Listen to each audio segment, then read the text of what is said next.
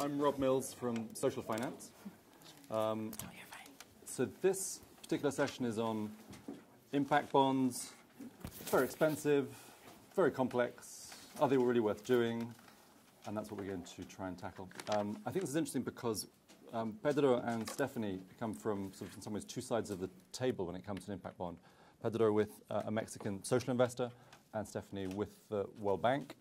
Both of them have kind of gone through the ringer, gone through the sort of the process of putting together an impact bond, and so well positioned to speak to this question of cost and complexity, and also obviously those are two sides of the same coin here.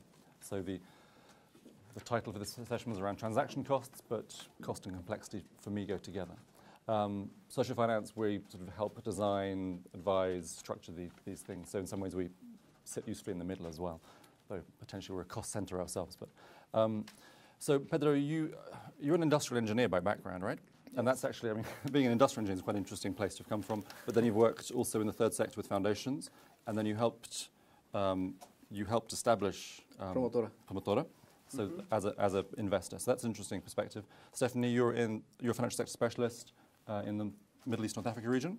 With if any of you are bank watchers, you have to be aware that the acronyms for the units change constantly. Last change was about 2 months ago. So finance competitiveness and innovation is the name of your global practice.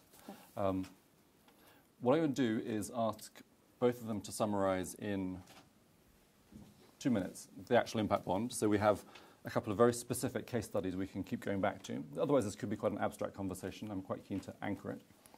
And then I'm going to turn the tables and ask you some questions first before we go back.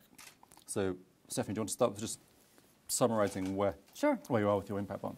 Sure. And I would also start out by saying, still going through the ringer, or so it feels. So I work in the MENA region, as Rob said, and a couple of years ago, we started designing a project that aims to test innovative financing instruments, specifically in the West Bank and Gaza. And the ultimate objective is the project is job creation. So we thought we would test or pilot a few different instruments within this bank project, geared at different aspects of the job creation challenge there. The development impact bond is one of them. And where we're at now with it, and we've been working quite closely with social finance, they're helping us structure and design it. It's been a fairly long process, I would say, which seems common, especially for the first impact bond that we've been putting together in the bank. But we're finally close to being able to launch it, probably mid this year. We have $5 million in outcome funds in place. We're working closely with the Ministry of Finance of the Palestinian Authority. And the outcomes, if you were there for the Columbia SIB presentation, it's actually fairly aligned with that both in terms of the intervention and the outcome metrics, which are around job placement, job retention, both at the 3 and 6 month mark. So that's just to give you a bit of context. Obviously, I could go into a lot more detail from where I sit in terms of trying to launch an impact bond from the World Bank perspective as an outcome funder. Give us 10 seconds on the sort of underlying social challenge you're trying to address. It's employment, the context is? Sure. So as I mentioned, we're launching this in Palestine. And as in many countries, particularly in the MENA region, and especially in Palestine, there's been a worsening jobs crisis. So youth unemployment is quite high, particularly in Gaza. It reaches nearly 60%, which is one of the highest youth unemployment rates in the world. There's been a lot of, as you can imagine, donor money, donor interventions going to that sector and job creation and skills development, probably with mixed results at best or limited results. So that was the impetus for wanting to test a DIB in this market. It's a complex challenge, needs an innovative response. There's obviously a lot of different stakeholders that are involved when you start talking about job creation or skills development, from the private sector to the service providers. to the beneficiaries themselves. And that was the idea behind wanting to pilot a DIB, was to try to bring these parties together with a focus on results, as well as bringing the private sector to the table was very important as well. Good. Okay. Pedro, in Mexico, Yes. the challenge you're looking at and the sort of specifics of what you're trying to do. Yes, Rob. Mexico is seen as a middle-income country, no? Even though we have like half of the population living in poverty now, like more than 50 million people living in poverty. So the government came up with this program, I don't know if you've heard about, called Oportunidades, like 15 or 20 years ago. It's the cash transfer program. And this has been implemented all over Mexico. They have more like almost 7 million people in this cash transfer program. But one problem they have is that women and people that receive these cash transfers, they never want to graduate. They want to live there on the subsidy forever, no? So that's a challenge, and you never create real social mobility. So that's a challenge we want to address.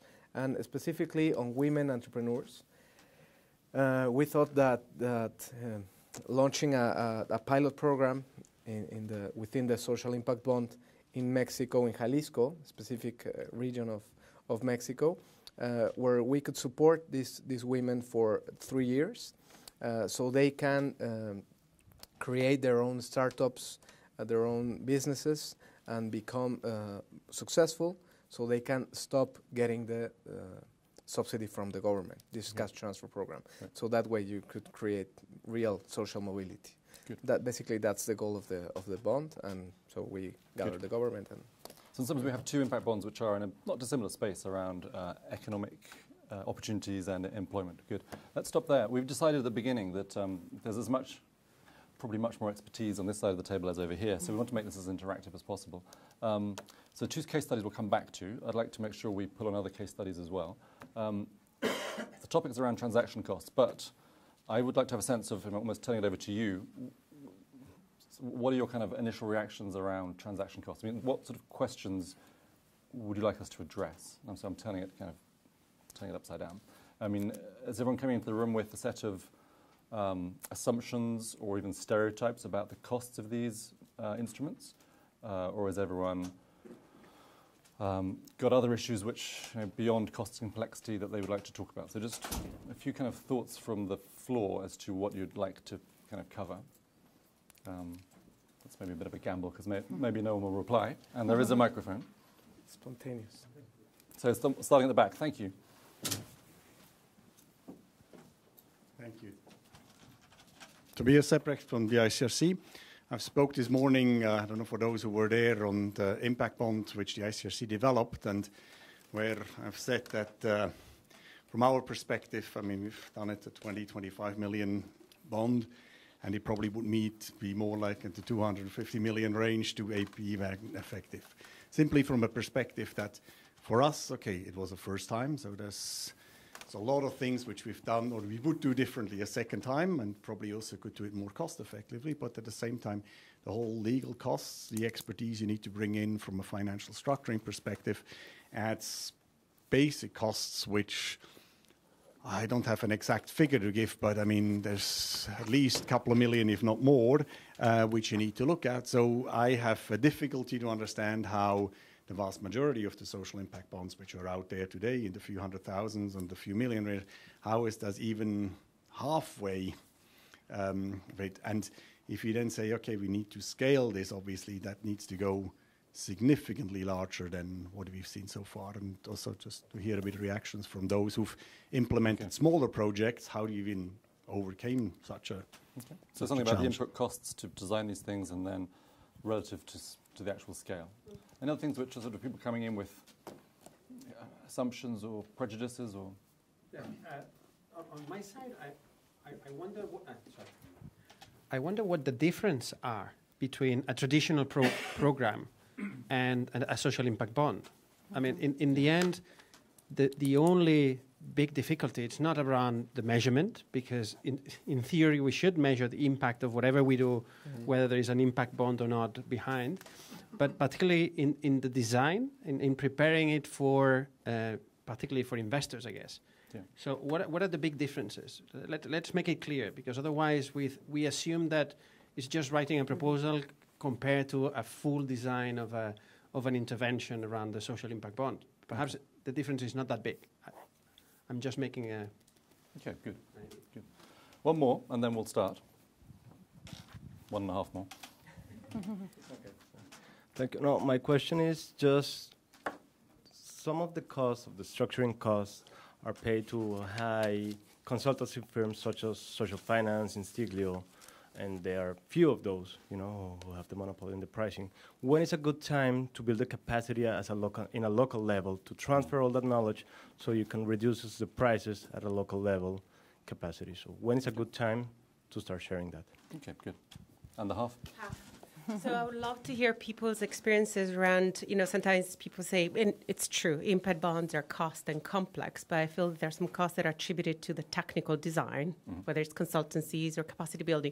And then to me, some of the complexity, maybe a lot, comes from, it's more a reflection of the system in which impact bonds are trying to change. So some of the costs we incurred that maybe we didn't even monetize are the costs of approaching for governments, and each of them has a very different process through which they can finance impact bonds. So to me, it's partly the product, but also partly it's the system in which impact bonds are actually trying to create a change. Okay, good. Hopefully, when we had a discussion beforehand, we picked up some of these points. So this is super useful that I think we're on the right track. Why don't we start with that first one? Start with that last one, which is something around, okay, impact bonds, is it cost associated with the instrument itself, or the institutional context in which they're being developed, so whether it's the World Bank or in the Mexican context? I mean, perhaps, Stefanie, have a first go at whether the costs you see in this, is it because the bank does business the bank's way and this is kind of hard for the bank to move and that has a cost, or the instrument itself inherently is, or maybe a mix? Yeah. What's your sense? So I think that's a really interesting question or point to start with. And I think my thinking so far on it, and from having gone through the process, is I don't know that they're necessarily mutually exclusive, because it's very difficult to, you know, you can look at an impact bond, say, in isolation, and maybe try to, you know, look at some of the design features, what it could look like, what some of the costing could be. But ultimately, in my experience, the impact bond is, you know, grounded in the reality of the stakeholders that are involved. You know, in my case, we have the World Bank as the outcome funders. We also have the Palestinian Authority as a partner, and our partners on the ground. We have the investors that we're trying to attract. We have the, you know, the independent verification agent that we're bringing in. You know, I think from some of the presentations you've already seen, you see the list of stakeholders can be long. So I think each one is unique in the stakeholders that surround it, and as a result, you know, the costs will ultimately be different. I do think from the bank perspective specifically, you know, I'll be honest, I'm not trying to beat my organization into the ground, but we are a process-heavy organization. They are trying to move towards more agile processes, but I do think in our case this definitely did add to some transaction costs in the process. It was both the bank's processes and controls that are already in place, which it is a fairly risk-averse institution, coupled with trying to do something new and innovative, not to mention in a fragile setting. So I think that all adds to it. So again, I don't know if there's a perfect answer for that, but I think they all kind of, you know. It's both the institution and the instrument. I mean, one comment I made was that, that when the World Bank did its first project in 1946, I assume there was quite a heavy transaction cost associated with that as well, because anytime an institution sets up a new process, there is some initiation cost. That sort of seems natural. How about in the Mexico context? That's an institutional issue versus the actual instrument itself. I'd like to share a very recent experience we had in Mexico. We've been working with a state government for 2 years. And all of a sudden they decided that the political moment was not the right one to keep on going with the bond. So they pretty much unilaterally tell us that they won't be moving forward. So we had to move to another state. So imagine 2 years of work with one government, and they decide that they don't want to go do it anymore. So that's a lot of cost. So building on what Stefanie was saying, I think you have to choose the right partners to make this happen. In our experience, I think the people in the government was not the very right partners to make this happen. Everybody else is the Global Innovation Fund, the other investors and the service providers, but not the government. So, and this was crucial. No?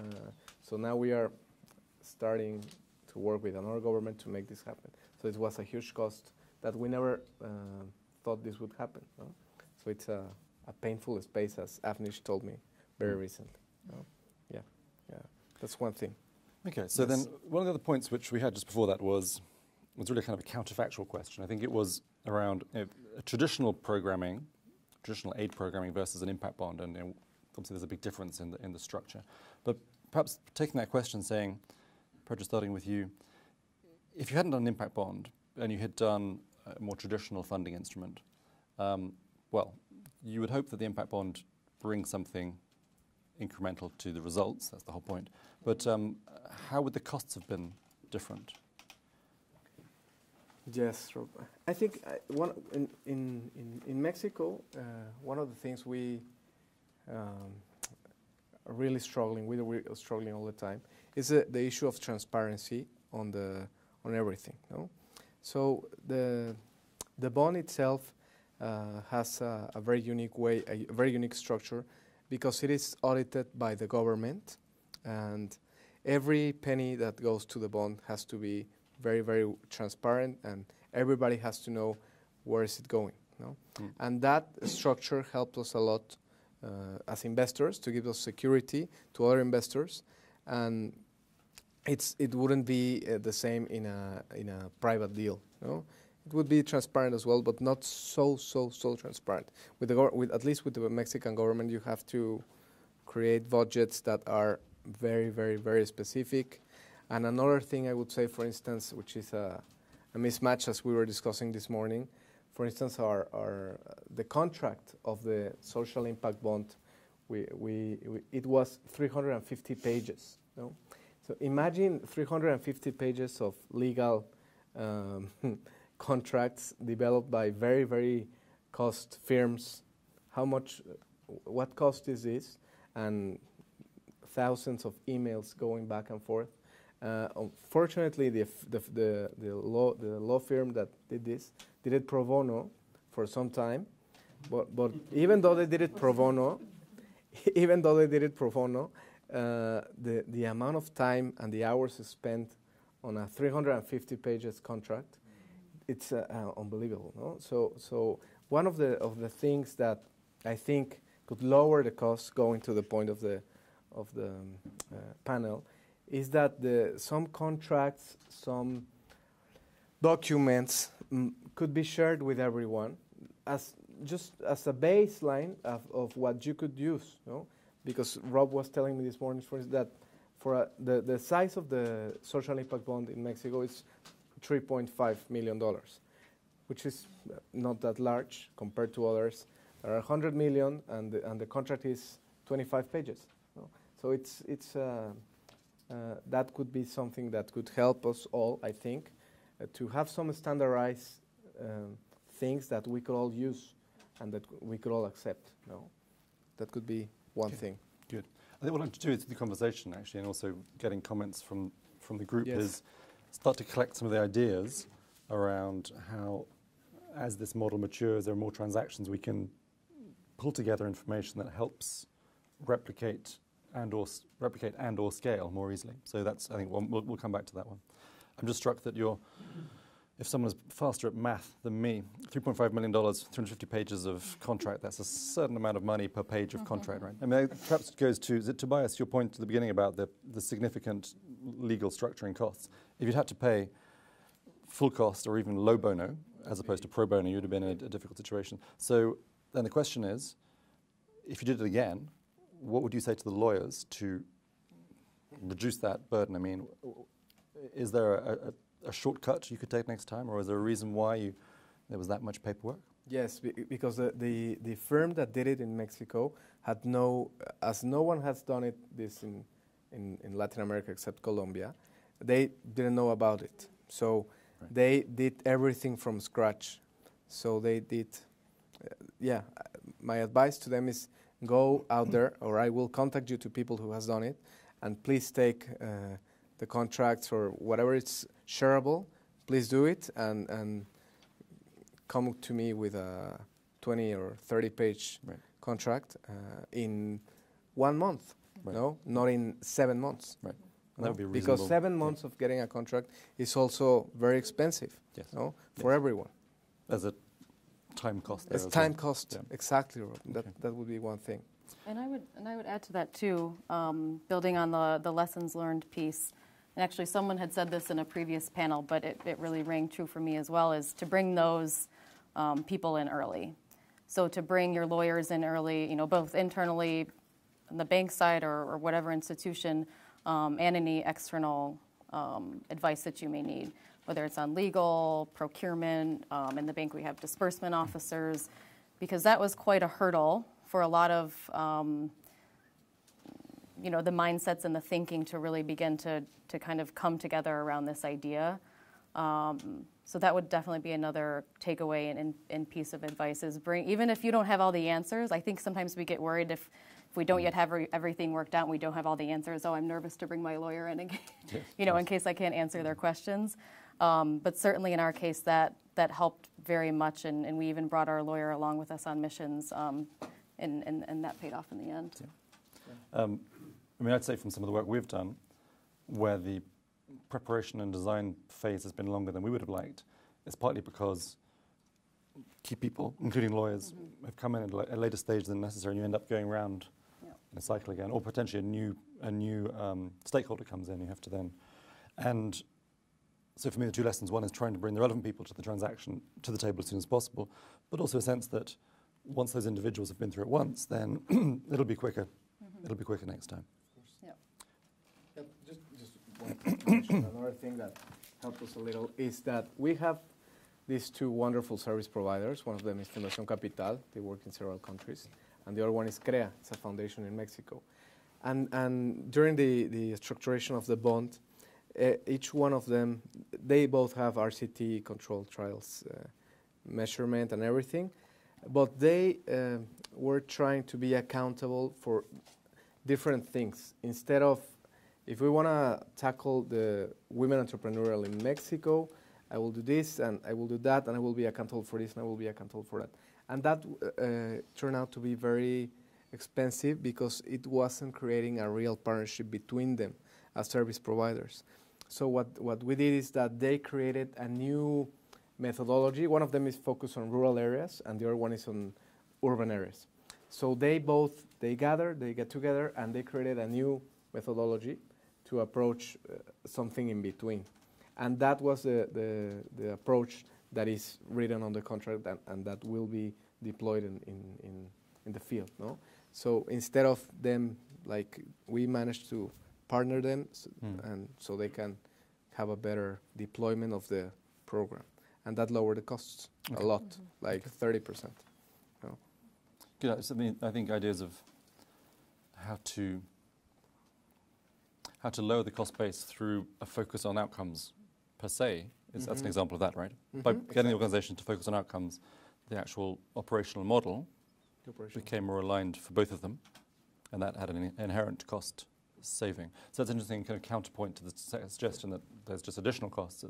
That's a nice example of perhaps lower net costs than you would otherwise have.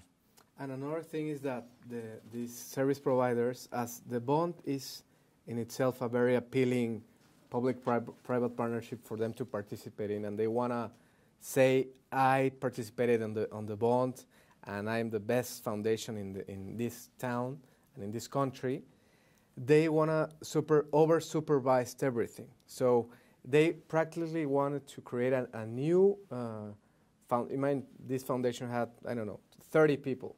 They wanted to create a new foundation inside the bond to supervise everything. No? So this was very expensive.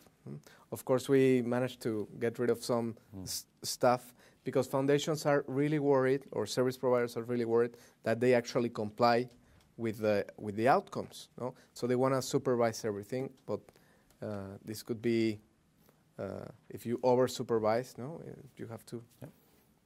And this was another way that we managed to lower the costs as well. No? Okay. So two more themes I want to pick up now, and depending how we're doing with the time, I'll maybe turn the conversation over. One is around taking a closer look at what we actually mean by costs. You know, what are we actually looking at? Sort of segmenting that cost base. And the second one is around the externalization of costs, or making costs explicit, that had perhaps been internal before from a traditional aid intervention. So let's explore those two. So, yeah, maybe just take the latter one. There's a sort of a sense that by having a big focus on the costs of the intervention, and having often external parties involved who maybe wouldn't have been involved if it was just a regular donor aid project, that you're seeing costs because there are literally kind of invoices floating around. But it's actually making explicit and externalizing costs that actually were probably hidden before. So perhaps a question for Stefanie. Having, in my previous life, suffered through, in the nicest possible way, a lot of work with bank lawyers. There's a quite expensive cost base, right? Mm-hmm. In this case, is there a sense that it's actually making some of those costs more transparent by doing this? So the costs that were hidden are now becoming transparent. They're not necessarily additional, they're just, there's more visibility of those costs. Is that something which resonates in the... Yeah, and I do think it's a little bit of both. And something that resonated that was said in some of the earlier panels was to also bear in mind that we're shifting from paying for outcomes and no longer inputs. And I think that becomes much more transparent in the DIB model, but also requires a shift in mindset and how we're thinking about those, because we're not just paying for the training and the placement. I mean, we're paying for the sustained job. So it does make that more transparent, where I think as donors, we're typically used to packaging our input financed model or program into a project and then getting the money out the door, measuring and hoping that the outcomes are achieved. So that's one element of it.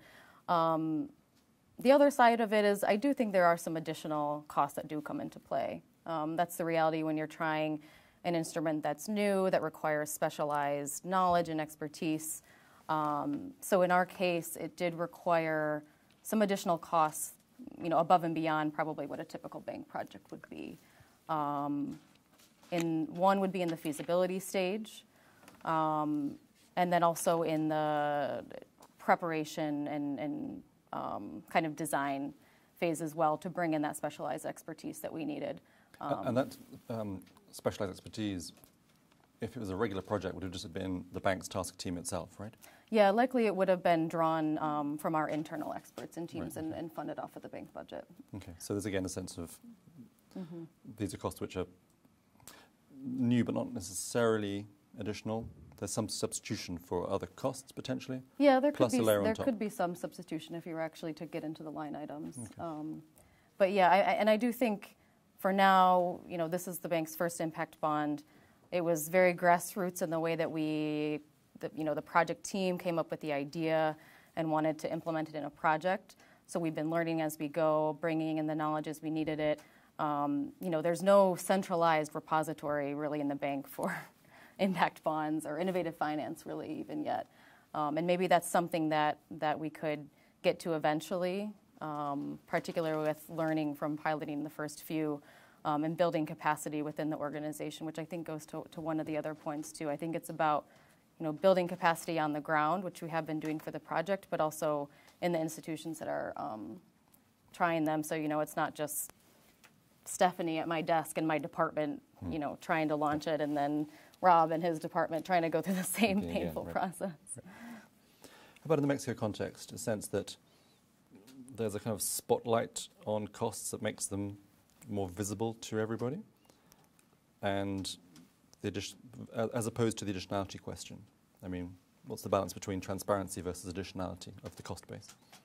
What we did in Promotora, Rob, is that we switched this project. Instead of going to the investment area, in Promotora we have two different areas. Investment, which is impact investing basically, venture capital, social venture capital, and philanthropy. So we moved the project to the philanthropic area, but supervised by the investment area, which basically created more costs for us. Because it's not a traditional project that could go here or there, no? And it had to involve the entire staff of Promotora. So it was a good thing for us because it was pretty innovative and it was good for the philanthropic area to work with the investment area. But at the same time, it created a little more costs. That's the reality. Yeah. That's what happened. I mean, it seems if there's an emerging consensus, there are some additional costs that you would take on through this approach, even if in subsequent iterations you can slice away at them through familiarity, not having to sort of rediscover every time. So actually the nice thing about being in this panel is I'm both moderating and can say things as well, which is great. I mean, one of my senses from my previous career putting projects together is that the whole, if it's successful, an impact bond will shift risk from the outcome fund. I mean, that's part of the point around shifting risk. I mean, in my previous career, putting projects together on an activity basis or an input basis, the likelihood I would have to then go and restructure that project and or cancel components of that project, which had two elements to that. One is the initial work doing it was wasted, and two, there was then incremental cost to then bring the team back and bring the lawyer back in and the disbursement officer and procurement officer to then cancel and re-procure contracts, for example. That was a significant additional cost. And those costs were kind of sort of somehow absorbed in a pretty implicit way. Whereas if you're moving to an outcomes-based funding approach, then the likelihood of having to restructure a failed project is presumably much lower. So a kind of portfolio approach, if you've got 5 impact bonds versus 5 traditional projects, you would hope that there's a lower failure rate in the impact bond approach, just by the very nature of the way it's put together. From the perspective of the outcome funder, obviously. There may be costs for the investor. So that's sort of another way of thinking about cost and risk to my mind. So one last mini segment, and then we will turn it over, was around segmentation of costs. So we talk about costs a lot, and I think the implicit assumption there that we're talking about sort of somehow bureaucratic costs, you know, lawyers, disbursement officers, people pushing paper around to make the transaction happen. And that sort of transactional cost is one part of it, but there are also things which you might define as sort of investment costs, a cost which is incurred, but which has a lasting value through and beyond the transaction. In, say, the context of setting up a performance management system with the ability to gather, track, and analyze data, that presumably it's a cost, but presumably it has some sort of intrinsic value beyond the transaction itself. But perhaps Stefanie, Okay.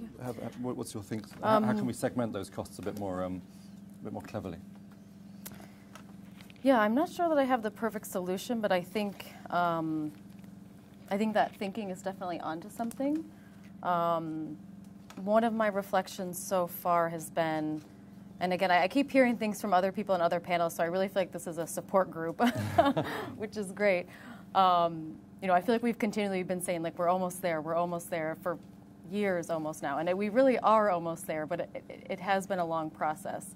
Some of that maybe you could deem as quote-unquote transaction costs. But like Rob said, I think also they are investments upstream in the results, essentially, is the way that I see it. Working on developing an impact bond within a bank project has felt very different than doing a traditional World Bank project. We're sure we have our due diligence, we're working things out, we're designing our results framework, but frankly, we're moving quickly. Our goal is to disperse, to get the money out the door. That's always been one of the World Bank's top indicators, is disbursement numbers. So, push that money on out. By contrast, designing the impact bond has felt longer. It's felt more tedious. It can be frustrating at times. It can leave you wondering, why are we spending all this time doing this?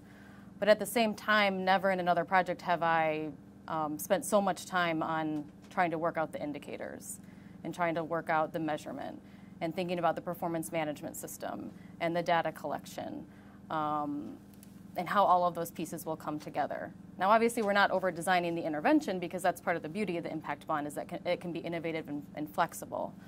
But I do, I think there are definitely ways we can streamline and we'll get better as we go. And I'm careful never to, pretend that anything is a silver bullet. But I think there's been a lot of thought and care upfront, upstream, more so than I've seen in other projects because of designing in an impact bond structure. Could you give a specific example of, say, on performance management of actually what the costs incurred are actually delivering for you? I mean, in terms of a dashboard to understand what's going on a kind of day-by-day basis, or what sort of specifically are you getting from that? It sounds like an investment, essentially. Yeah, exactly. I think performance management is one.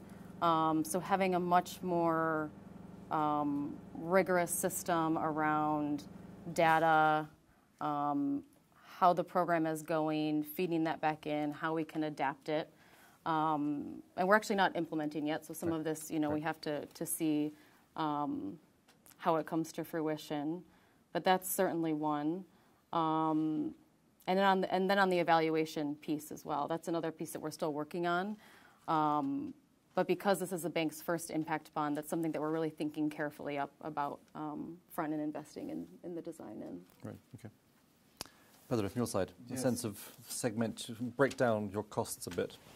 What types of costs are you incurring? Many different, but I'd like to focus on the investment that you mentioned. For us, investing on a public-private partnership like this, for instance, with the government, it's very valuable because it transmits the government a sense of transparency of partnering with the civil society, with private investors, which is not a very common thing in Mexico. Well, not that often happens. So for us, that's very valuable because it transmits many values within the partnership. Another one is investing on the internal empowerment and improvement of the service providers. Both foundations, even though the bond never flies, these two foundations that are very, very, very, very good at what they do, they will come out of the process improved and more efficient and many things, and that will lead to have more impact. So, which is ultimately what Promotora wants. We are an impact investing organization. Yep. No? So that would be a direct return on partnering with the service providers. And partnering with the City Banamex and with the IDB, basically are co-investors. I'm sure it will return as well in pipeline. It will return in more investments together. So it will come back for us. So what I want to say, and I want to, someone, I think Christine from Colombia did this comment, is that the SIBs are more a partnership than many documents signed, And for us, for Promotora, investing in these kind of partnerships, it will come back for us in many different ways.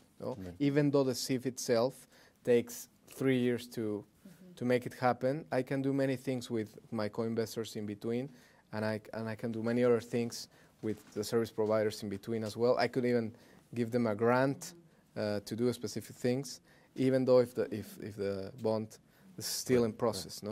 So those things for us are more investments than costs. The costs the same. Okay. I mean that makes sense. I mean, I think one of the ironies of this panel, I guess, is that talking about transaction costs, one of the sources of transaction costs are external intermediaries like social finance. But I just said, what you said made me think that a lot of the work we do, we're trying to make sure that even though we're kind of a cost, that even if an impact bond wasn't to go ahead even after the design stage, that there is residual value with service providers, that the way they, for example, understand their own cost base, or say their ability to think about a financial model and how they may in future raise capital, even if there is an impact bond. So again, that is hopefully more than inputs that lead to, as you say, a bunch of documents to sign. There's actually some residual sustaining value after that. Okay, good.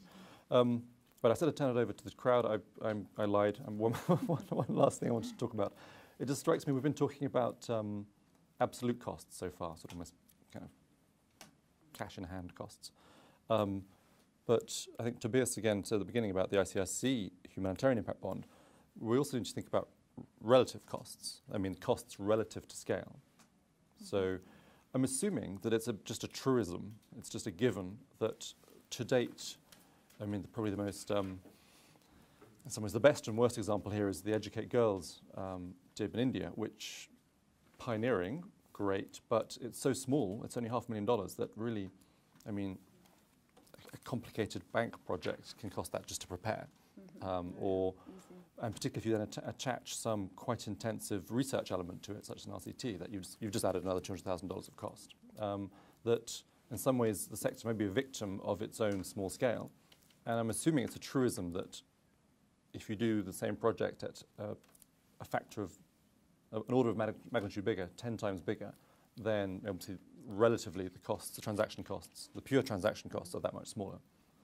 I'm assuming that's a given. So as you move to scale, then this cost issue will become less prevalent, but maybe that needs to be, is that a safe assumption? Should we unpick that assumption? Does anyone have any comments on this idea that as you scale, as you have bigger ticket sizes, bigger transactions, then relatively the cost base becomes less important? Any comments on that? Or that's just a reasonable statement? Yeah, please.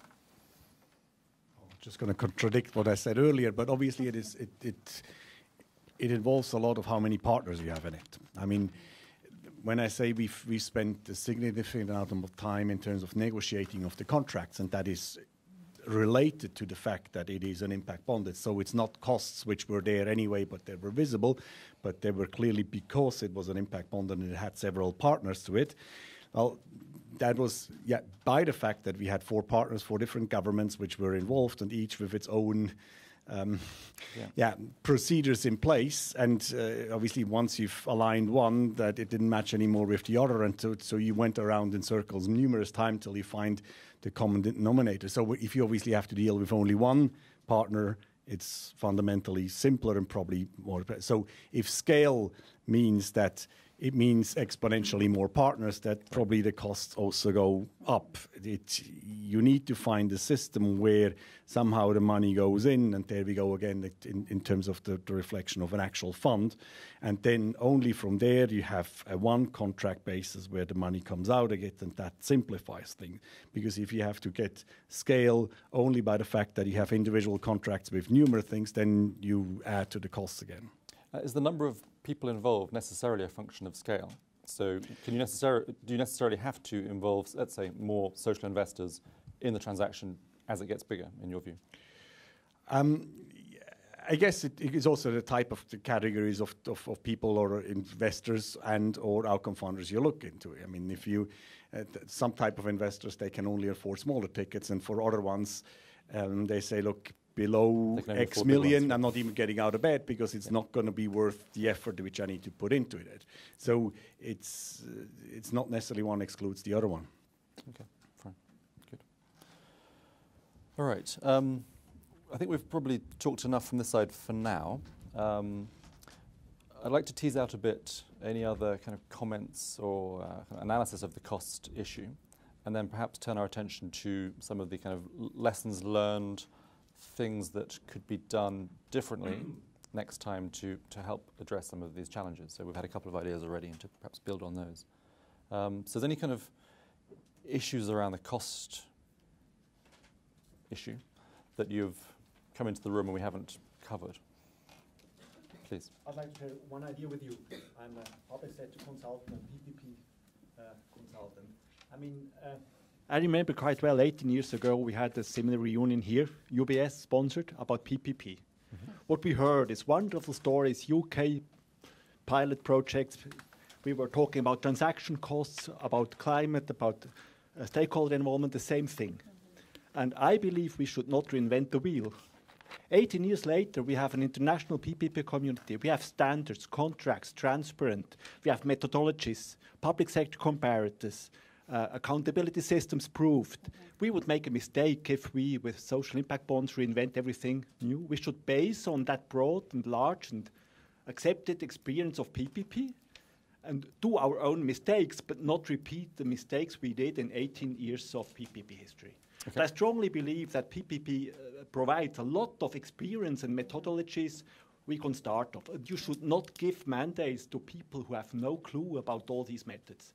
I strongly believe that you can take down transaction costs down to 20% if you base on really a strong and profound PPP experience. I don't say that it's the same, but all the questions, all the keywords you said, it's pretty much the same, and we will make a mistake if we don't use these methodologies.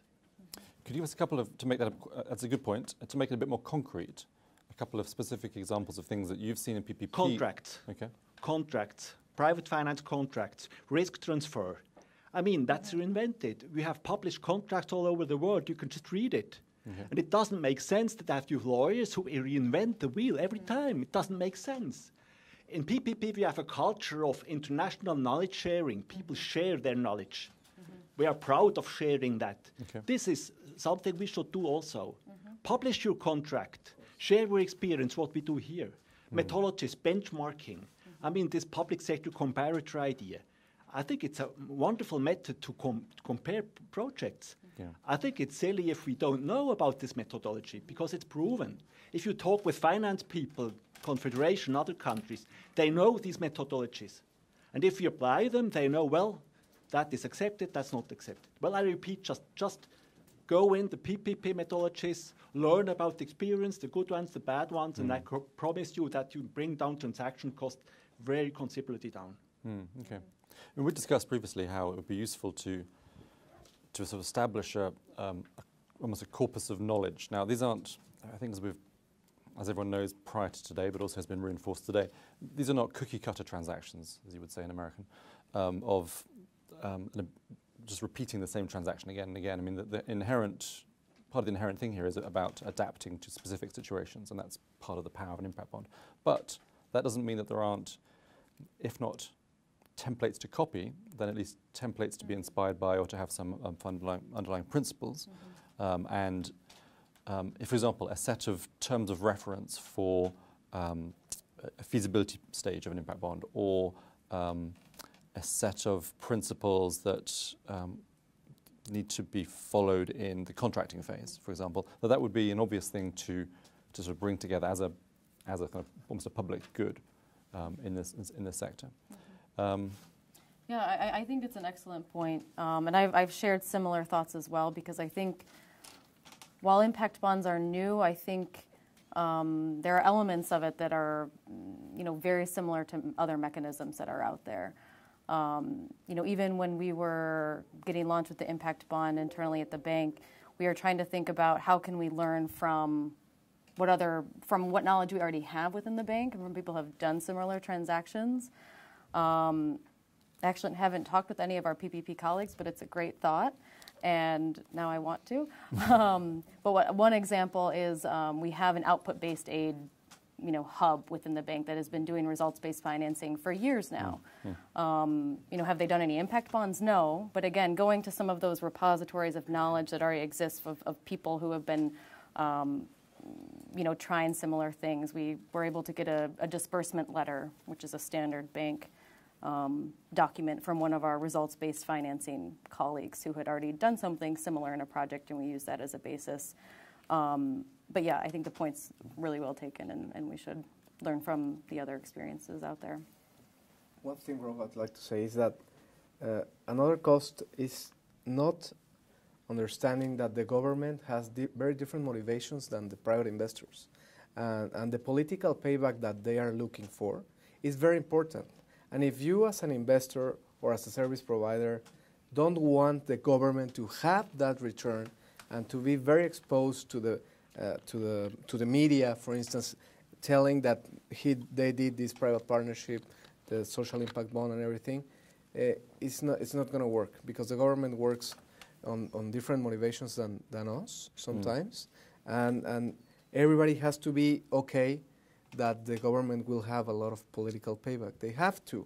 If not, it's not worth it sometimes, and we have to understand their motivations. And also, it's the cost of communicating properly what a social impact bond is, because somebody said in the opening panel that the social impact bond is not a bond. So when you start that conversation, government doesn't understand anything. So in the Jalisco bond, we created a name for the bond. It was called "The Future in Your Hands" for the women. That's the name of the bond, and we created a logo and a corporate identity, like a completely different, like if you were creating an organization or a startup. No, I think we should refer to. It's not like the bond or the bond in Palestine or the bond in. It's something that has a unique identity that is created by all the stakeholders that are participating there, and has to be properly communicated. And if everybody assumes that they will understand what we're doing, it's also a high cost that it will take you to people not to understand what you're doing. No? Yeah. And it's important to invest in that as well, I think. One reflection for me on this element around the PPP links is that the PPP sector, certainly in the UK, but elsewhere as well, is highly competitive. It's a highly competitive for-profit market. But as you've said, even in that context, there's an ability to drive down costs through, if not standardization, at least some ability to replicate, some ability to produce templates. And if that's true in a highly competitive for-profit market, then this isn't a high-margin for-profit sector. So there's no intrinsic reason why that couldn't be pursued. Any comments on, I mean, on one hand, you could have, let's say, the bank has a repository of knowledge, as a repository of documents which would inform people who are trying to develop these things as a way of pushing down costs and avoiding the reinvention of the wheel. The other end of the spectrum would be sort of a standardization of the actual impact bond approach. So the methodology, this is how you do it, which I would be a bit skeptical of because it's to some extent not standardizable.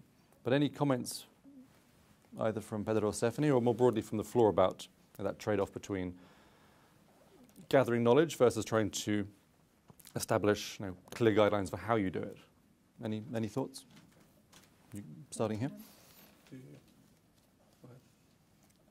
Well, first, the bank is horrible at keeping our knowledge in a centralized place. That's true.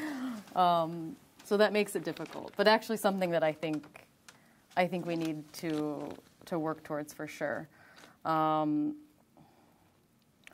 again, maybe it's a little bit of both. I think on one hand, it's about capturing knowledge, building the evidence base, sharing those lessons learned so we're not continually recreating the wheel. And I agree with you. My initial reaction around standardization is a bit skeptical.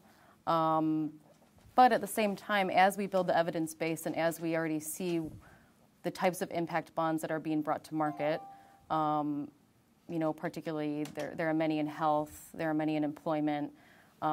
Maybe there wouldn't be a standardization where we get to some cookie cutter approach, but maybe we'll begin narrowing in on sectors that make sense, or different types of interventions that make more sense for impact bonds. So again, I don't think a complete cookie cutter approach, obviously, but maybe coming to some terms on instances where they work better. And perhaps learning those areas that it works less well. Mm-hmm. Yeah. Any thoughts on that last point, and then we'll throw it open for more general discussion. And do you have the timetable? I think we're. Oh, I'm not sure how far we've. I'm not a very good moderator. Does anyone know what time we're supposed to finish? I think we're supposed to finish now. Yeah. Okay, fine. So that's fine. We've done well.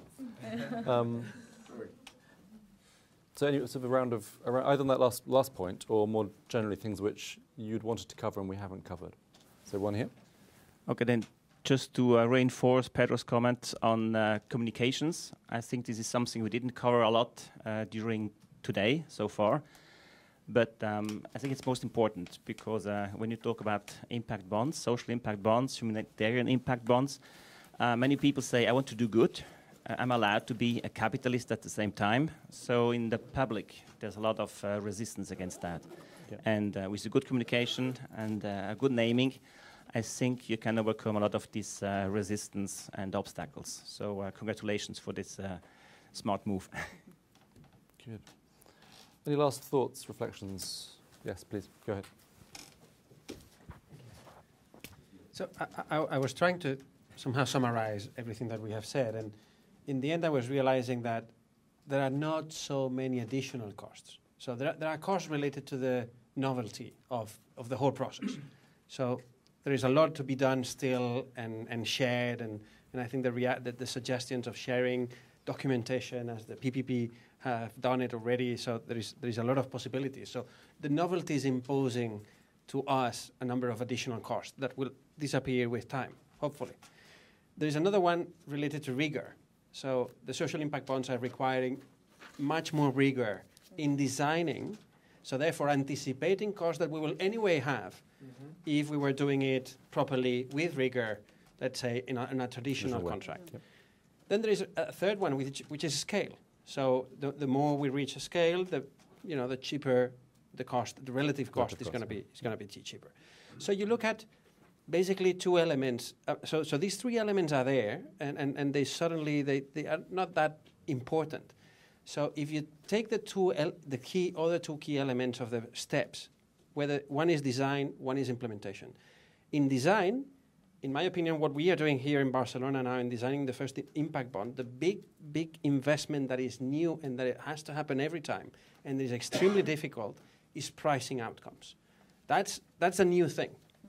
And there's no way you're going to reduce additional cost in pricing outcomes. And it's so difficult that in Austria they are paying now the cost of making a wrong pricing for the outcomes. So this is, and it's an area that is so important that you build confidence on the pricing of outcomes. So this is an additional cost.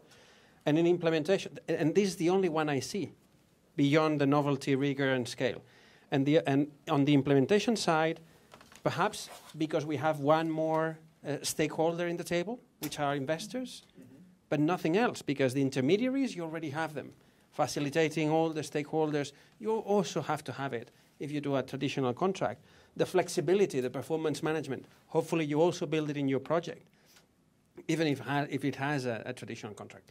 So I don't know whether I'm making here assumptions, but as I'm the rapporteur, I wouldn't like to say things that are wrong on what this table is concluding.